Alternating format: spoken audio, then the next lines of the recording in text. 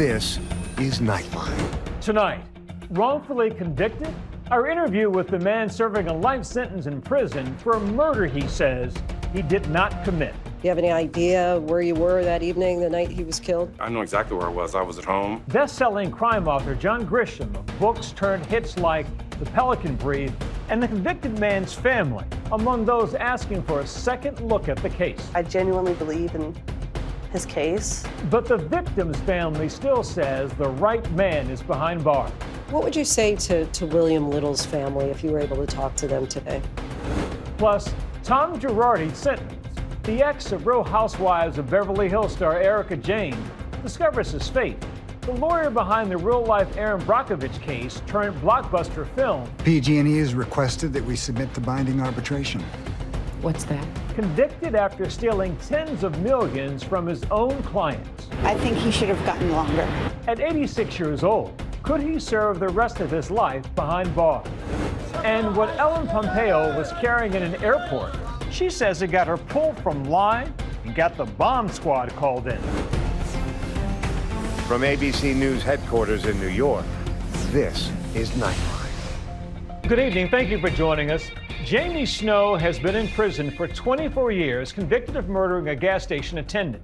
Now his family, advocates, and even best-selling author John Grisham are teaming up to try to get him back home. Tonight you hear from all of them, and from Snow himself, who has maintained from the start he's not the one who should be behind bars. Here's ABC's Linsey Davis.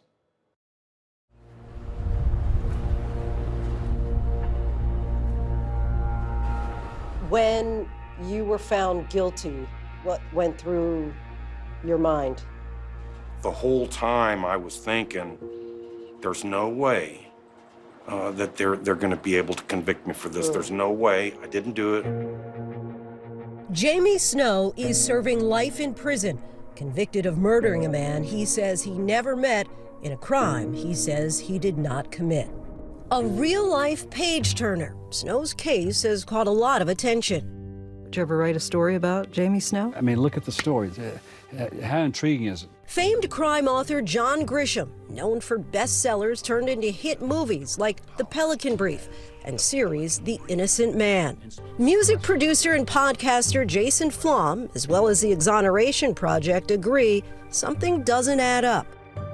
Jamie's case is really remarkable in how little evidence there ever was against him. Jamie's case has everything that we would look for in a case that involves a wrongful conviction. In 2001, Snow was convicted for the 1991 cold case murder of 18-year-old gas station attendant William Little in Bloomington, Illinois.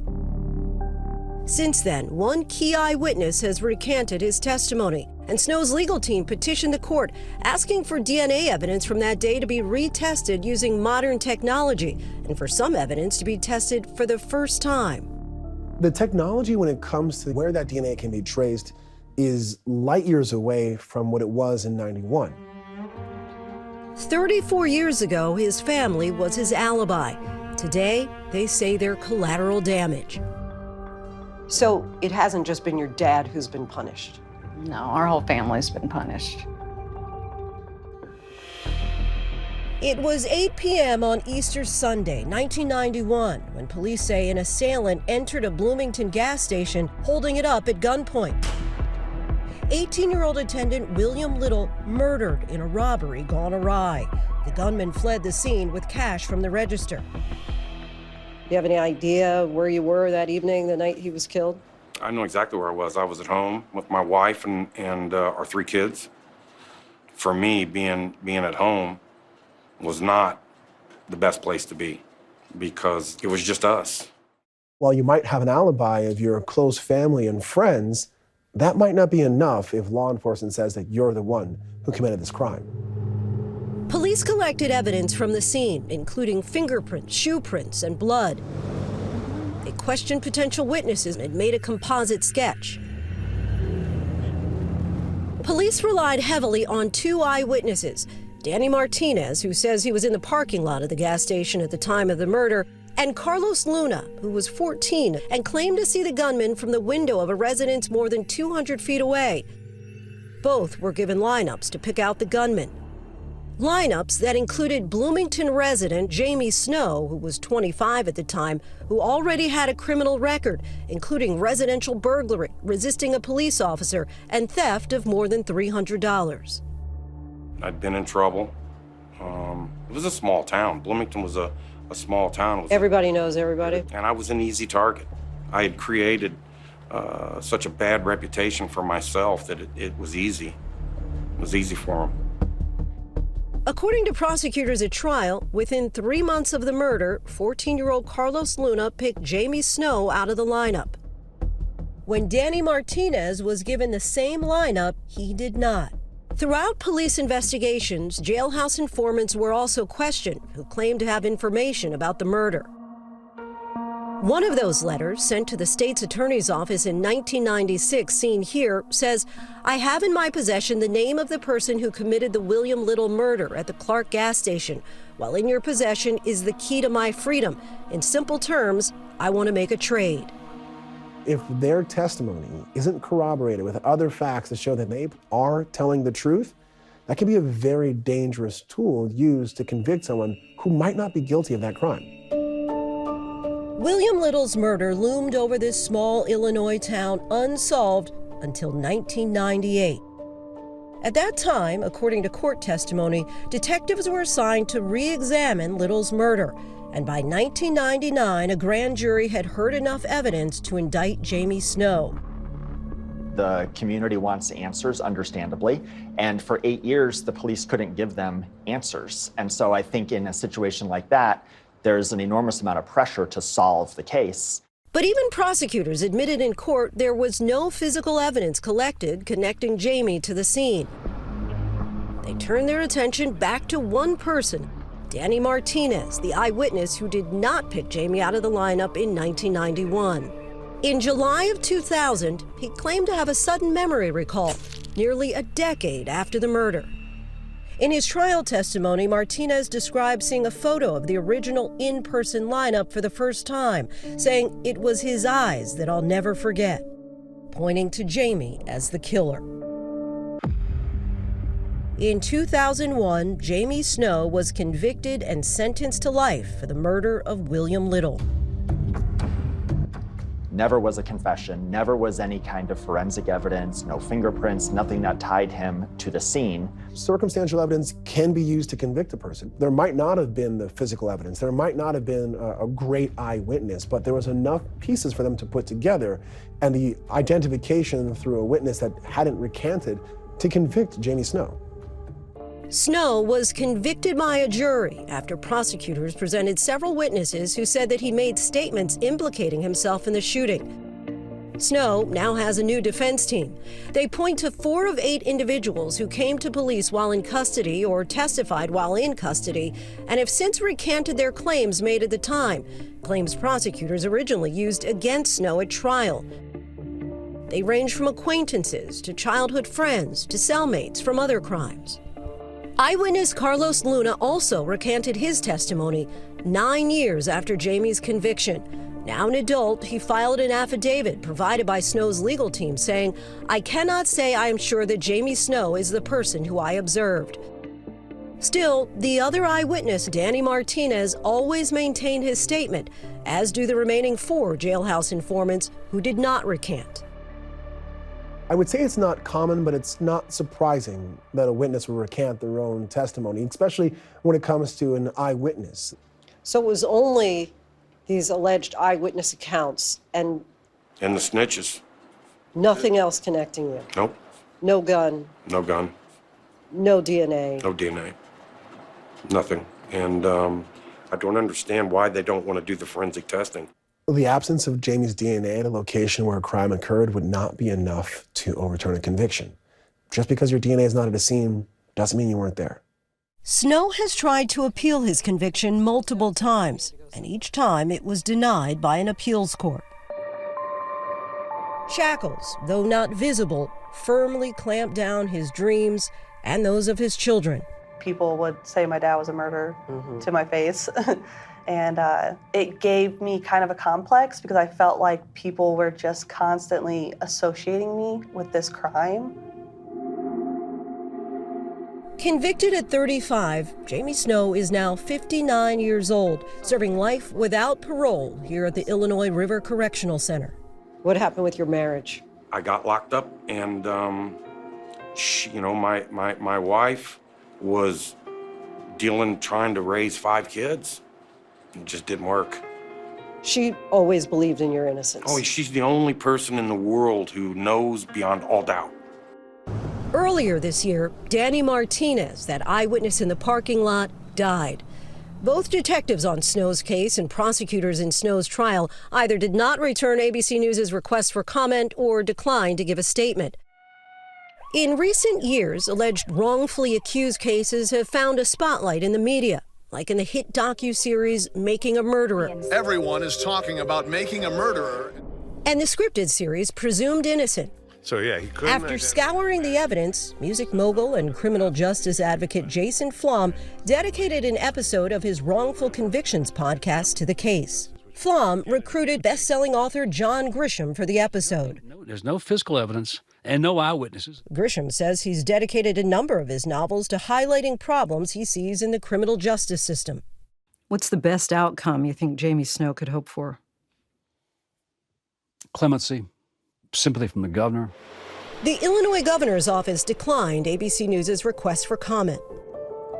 Brenda Leckler and Susan Little, the mother and sister of the man who was killed at the gas station that night, told ABC News they still believe Jamie Snow is the right man behind bars, writing, "There is nothing we can say that will change anything. We put this situation in God's hands a long time ago.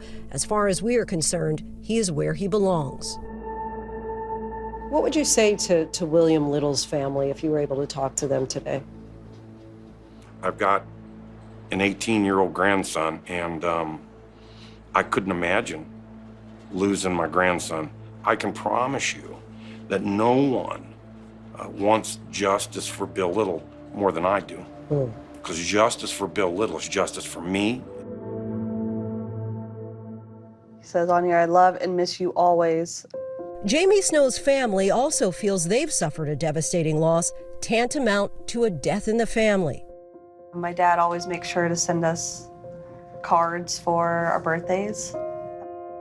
His 2 daughters, Nicole and Jessica Snow, believe their father is innocent and they're fighting for his exoneration. What makes you so confident he's innocent? I went to his trial. I was 14. I was like, there's no way that they're going to find him guilty of this. And when they did, I was shocked and devastated. Give us a sense of what it's been like to basically live your entire lives without your dad. We've struggled a lot. When my mom started having to work, full time, and it was really hard to make it, so we did without a lot sometimes. There's only one statutory element that's... In March, the appeal for DNA testing and retesting was denied once again. His team has petitioned to again appeal to the Illinois Supreme Court. Are you all hopeful that he'll get home? Yeah. I have to have hope because I can't just imagine him never coming home.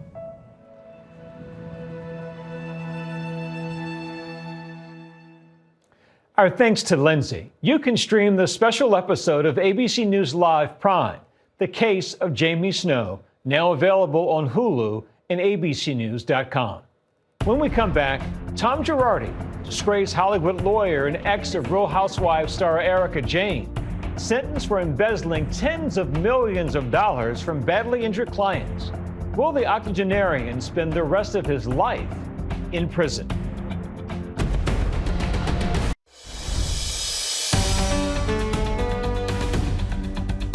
Welcome back. Former attorney Tom Girardi sentenced today for embezzling tens of millions of dollars from the badly injured clients he was supposed to be helping.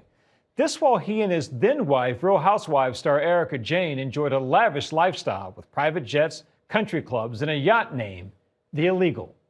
Do you have anything to say to your victims, Tom? Disgraced attorney Tom Girardi, the estranged husband of the Real Housewives of Beverly Hills star Erika Jayne, is headed to prison. A judge sentenced the 86-year-old disbarred lawyer to 7 years behind bars for leading a years-long fraud. Girardi convicted of embezzling more than $15 million from his clients, many of them suffering from serious injuries or accidents. He promised he'd make my life whole again, and he never did. While her ex waited to learn his fate, Jane spent the weekend in London, performing at a music festival.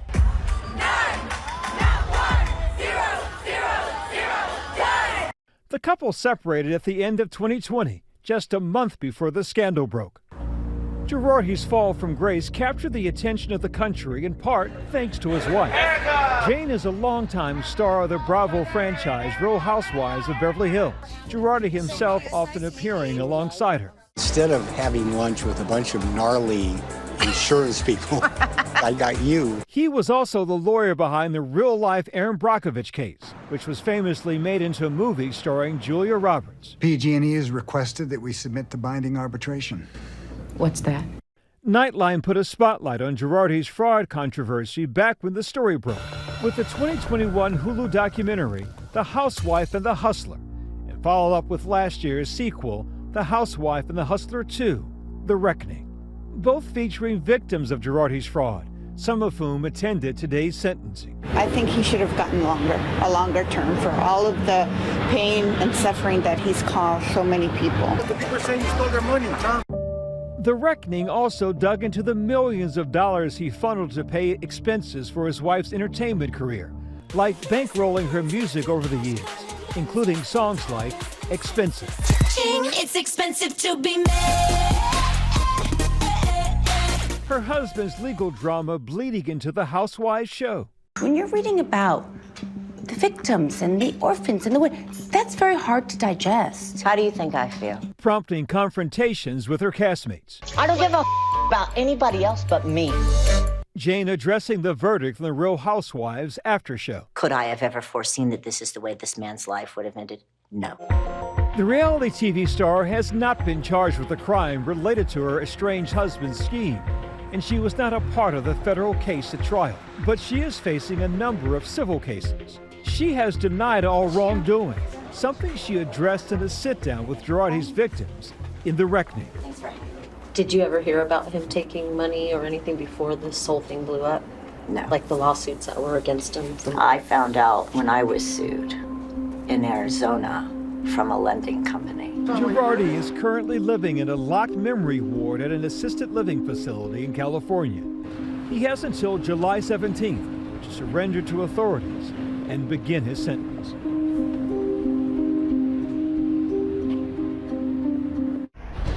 When we come back, Ellen Pompeo, famous for that big signature line in Grey's Anatomy.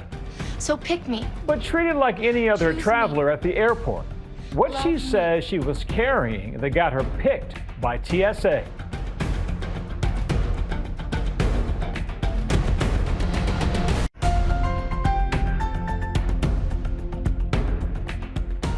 And finally tonight, Ellen Pompeo gets a TSA pull-aside for sunflower seeds. She delivered one of the all-time most famous lines on Grey's Anatomy. So pick me. Choose me. Love me. But Ellen Pompeo says she was picked by the TSA like any other traveler when she was stopped in an airport for carrying the snack, telling Travel and Leisure she was held for more than an hour and claiming authorities called the bomb squad.